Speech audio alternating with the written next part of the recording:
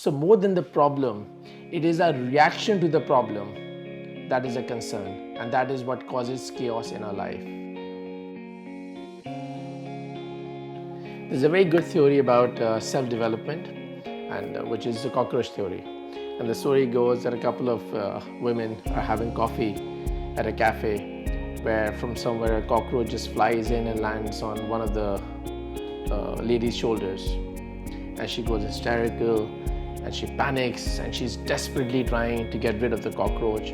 And in that panicky situation, she manages to get rid of the cockroach, but it lands on another lady's shoulder, which in turn starts screaming louder, and the whole situation gets chaotic. So, and the waiter nearby notices the situation and goes to the rescue. And in all the relay of throwing and waving hands and going hysterical, the cockroach finally manages to land on the waiter, who does not react, who stands firm, who observes the cockroach, and calmly he picks up the cockroach and takes it out of the cafe. So the question that arises over here is that, was it the cockroach who was responsible for all the chaos and all the dramatic behavior? If it was the cockroach, then why did the waiter not get disturbed?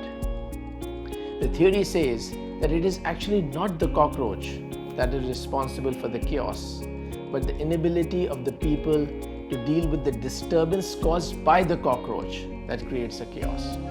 And this is a time when you realize that it is not the shouting of your father or your boss that bothers you, but it's our inability to deal with the disturbance caused by their shouting that disturbs us. It is not the traffic jams, but our inability to deal with the disturbance caused by the traffic jams that disturbs us. So more than the problem, it is our reaction to the problem that is a concern, and that is what causes chaos in our life.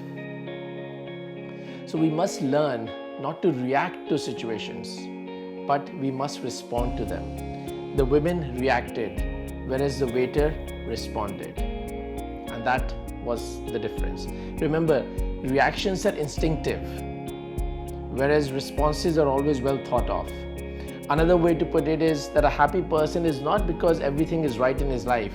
He is happy because his attitude towards everything in his life is right. And a good attitude is only possible when you learn not to react to situations, but you respond to them.